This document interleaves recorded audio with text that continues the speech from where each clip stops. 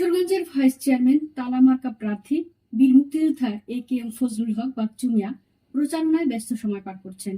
তিনি উপজেলা, ইউনিয়ন ও প্রতিটি গ্রামে গণসংযোগ করে ভোটারদের কাছে দোয়া ও ভোট চাইছেন। এ সময় তিনি বলেন, ১৯৭৭ সালে আপনাদের মূল্যবান ভোটে মেম্বার বানিয়েছিলেন। ১৯৮৮ সালে জাঙ্গালিয়া ইউনিয়ন পরিষদের ভারপ্রাপ্ত চেয়ারম্যানের দায়িত্ব পেয়েছিলেন। ১৯৯৮ সালে জাঙ্গালিয়া ইউনিয়নের চেয়ারম্যান বানিয়েছিলেন। ২০০৯ সালে পাকুন্দিয়া উপজেলা চেয়ারম্যানের ভারপ্রাপ্ত দায়িত্ব পালন করেছেন। এর ধারাবাহিকতায় ২০২৪ সালে আবারও তালা প্রতীকে উপজেলা ভাইস চেয়ারম্যান পদে প্রার্থী হয়েছেন তিনি। আবারও জনসাধারণ তাকে ভোট দিয়ে নির্বাচিত করে সকলের পাশে থেকে সেবা করার সুযোগ দেবেন, এমনটাই প্রত্যাশা করেন তিনি। যে আমি প্রথম ১৯৭৭ সনে আমি একজন বীর মুক্তিযোদ্ধা।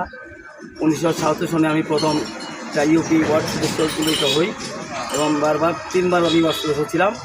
১৯৯৮ সনে পরে আমি জাঙ্গালিয়ার চেয়ারম্যান ছিলাম।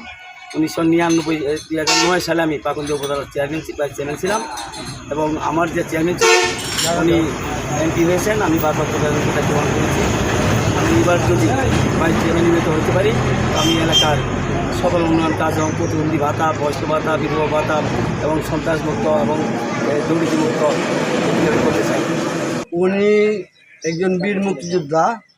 উনি আগের থেকে চেয়ারম্যান পদ, মেম্বারি পদ, উনি উপজেলার ভাইস চেয়ারম্যান ছিলেন, ভারপ্রাপ্ত একজন চেয়ারম্যান ছিলেন, এখন ভাইস চেয়ারম্যানে দাঁড়াইছে।